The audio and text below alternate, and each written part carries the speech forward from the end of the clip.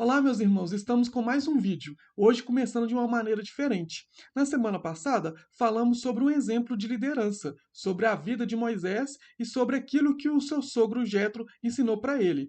A gente poderia continuar ali na série de mensagens sobre o Pentateuco e continuando essa série de mensagens, o próximo tema que iremos estudar seria exatamente os Dez Mandamentos. Como os Dez Mandamentos têm um conteúdo muito grande para eu passar para vocês e um conteúdo muito importante para nós como cristãos, eu decidi separar esses 10 mandamentos numa série de mensagens chamada Decálogo, e depois que a gente terminar essa série de mensagens Decálogo, a gente volta para o estudo do Pentateuco. Então, por mais que os 10 mandamentos está dentro do Pentateuco, por mais que os 10 mandamentos está dentro dos 5 primeiros livros de Moisés, eu vou separar esses 10 mandamentos numa série de mensagens, que é a Decálogo, e os estudos do Pentateuco a gente vai terminar assim que a gente terminar essa série de mensagens. Então hoje a gente vai dar início a essa série de mensagens sobre o Decálogo, sobre os 10 mandamentos, e para iniciar a gente vai falar sobre trazer uma introdução sobre os 10 mandamentos. Vamos lá?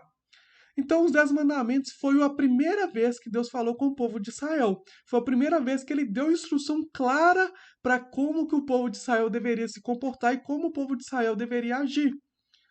Existe um paralelismo entre a quebra das tábuas da lei por Moisés com a quebra da lei pelo homem. Ou seja, Deus entregou a lei, ou entregou as tábuas da lei para o homem, e o homem quebrou. Ou seja, Deus entregou as tábuas para Moisés, e Moisés quebrou essa tábua, ou seja, ele quebrou a lei. E da mesma forma ali, o homem está ali sempre quebrando a lei. Ninguém é perfeito. Ninguém é anjo, ninguém aqui é o Senhor perfeito. Então todos nós temos erros e todos nós quebramos constantemente a lei. Mas hoje a gente entende que pela graça de Deus nós somos salvos, mesmo mediante a quebra da lei. A gente arrepende de ter quebrado a lei, arrepende dos nossos pecados e voltamos os olhos para Deus. Então é um paralelismo muito grande ali entre a quebra das tábuas da lei por Moisés quanto a quebra da lei pelo homem. E também há um paralelismo entre a aliança de Deus com a aliança de casamento. Por exemplo, como vocês estão vendo aí nessa tabela. Na aliança de casamento, quando você vai tomar uma mulher como esposa ou a mulher vai tomar um marido como um homem como marido, uma das primeiros tópicos, os primeiros mandamentos ali do casamento, vamos dizer assim, é que um noivo não pode ter outra noiva e uma noiva não pode ter um outro noivo. Não é isso? Né? Você vai casar com uma mulher, você não vai querer ter outra noiva.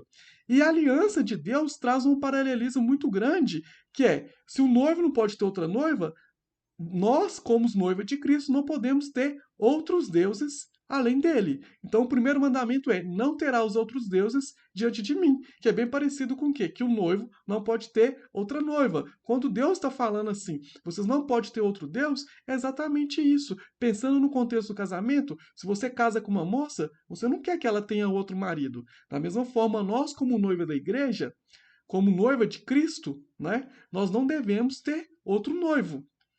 Um segundo mandamento é: não farás para ti imagem de escultura. E na aliança de casamento é: a noiva não carrega uma imagem de outra pessoa com ela. Ou seja, se a gente está fazendo imagem de escultura para adorar um Deus, já está errado. A gente está colocando a imagem de Deus em algo que ele não é. Da mesma forma, eu não vou carregar uma foto de uma outra mulher na minha carteira, em qualquer documento meu que não seja da minha esposa. Então, a noiva não carrega uma imagem de outra pessoa com ela, ou o noivo não carrega outra imagem se não for a da sua esposa. Da mesma forma, não devemos fazer imagens de esculturas para adorar para qualquer tipo de situação. O terceiro mandamento é: não tomarás o meu nome em vão.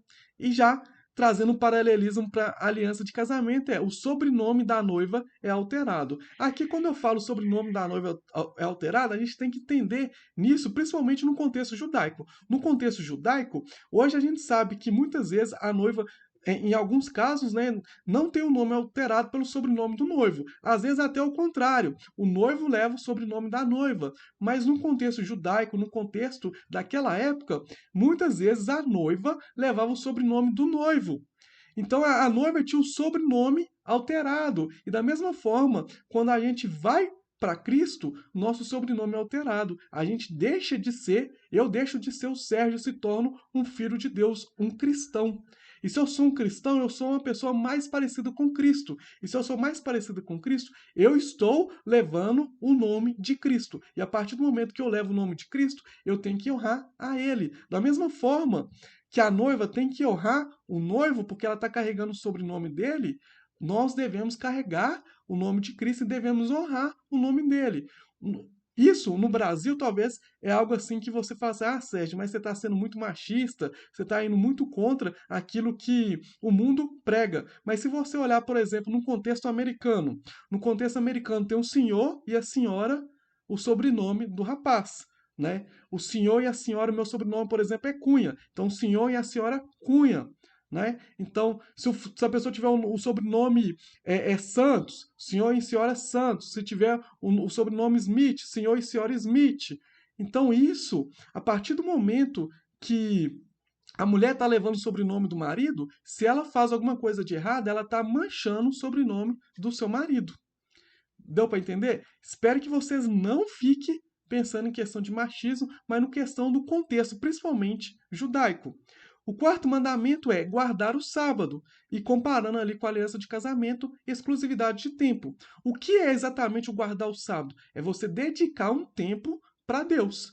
E na aliança de casamento também a gente precisa ter exclusividade de tempo para o nosso noivo ou para a nossa noiva.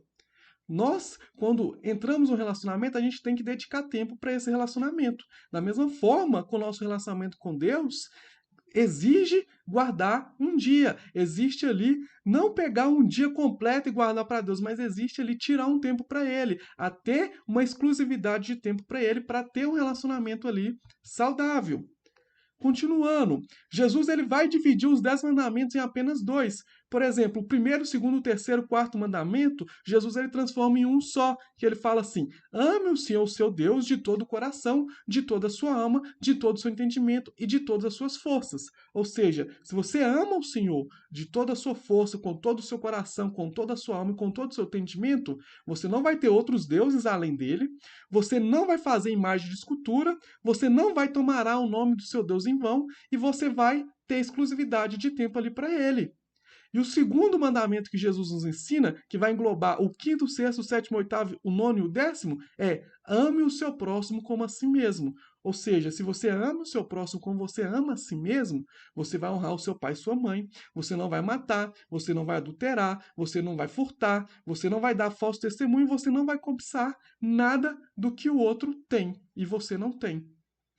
Então, os 10 mandamentos, Jesus resume em dois só: amar o seu Deus de todo o coração e amar o seu próximo como a si mesmo. Paulo reforça a ideia de Jesus em Romanos. Olha o que ele fala lá em Romanos 13, do verso 8 ao 10. Não devam nada a ninguém, a não ser o amor de um pelos outros, pois aquele que ama o seu próximo tem cumprido a lei.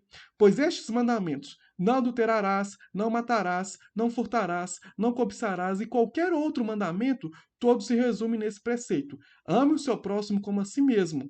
O amor não pratica o mal contra o próximo. Portanto, o amor é o cumprimento da lei.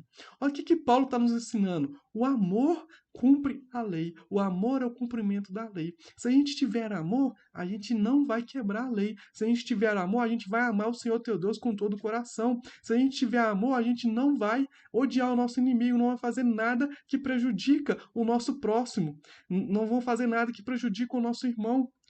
Olha para você ver como que todo o mandamento, os 10 mandamentos, pode ser resumido só no amor. Jesus ele coloca amar o seu teu Deus diante de todas as forças, com todo o seu entendimento, e amar o seu próximo como a si mesmo. Aquele que dá assistência também pode dar a lei. Por quê? Porque às vezes a gente fica pensando assim, ah, mas Deus está dando lei, Deus está dando regras. Não é regra. As leis que Deus dá para a gente é para a gente se tornar uma pessoa melhor. Se a gente segue aquilo que Deus nos dá, aquilo que Deus nos deixou, com certeza seremos uma pessoa melhor. E aquele que dá existência para nós, ele pode nos dar a lei. A gente, como povo brasileiro, a gente tem leis brasileiras para serem seguidas. Quanto mais o reino de Cristo. A gente vai pensar que não vai ter lei? Claro que vai. Vai ter ordem. Não é uma bagunça o reino de Cristo. É algo organizado. Deus também ele é capaz de nos confirmar na nossa obediência para recompensá-la e de punir a nossa desobediência. Ou seja, se a gente cumpre a lei, a nossa obediência vai haver recompensa, mas se a gente descumpre a lei, também vai haver punição. Os 4 primeiros mandamentos referem-se ao nosso relacionamento com Deus e é chamado de primeira tábua. Era adequado que esses fossem colocados em primeiro lugar, porque o homem tem um Criador a quem amar antes de ter um próximo a quem amar. Então isso é muito sério. Olha, o homem tem um Criador a quem amar antes de ter um próximo a quem amar. Se eu não amo a Deus com toda a minha força, com todo o meu entendimento, como eu vou amar o meu próximo? Se eu não amo a Deus de verdade, eu não tenho amor para ele, eu não me gasto um tempo com ele, como eu posso ter um relacionamento sincero e verdadeiro com uma pessoa que eu não conheço? É impossível. Por isso que foi adequado colocar esse mandamento em primeiro lugar, para que depois a gente pudesse aprender sobre amar, primeiro amar a Deus para depois amar as outras pessoas. Amém? Espero que tenha ficado claro, espero que vocês tenham gostado. Esse é somente o primeiro vídeo da nossa série de mensagens que está começando hoje. Se você gostou desse vídeo, deixe o seu like, se inscreva em nosso canal e te aguardo na próxima semana com mais um vídeo da nossa série de mensagens. Deus abençoe a sua vida.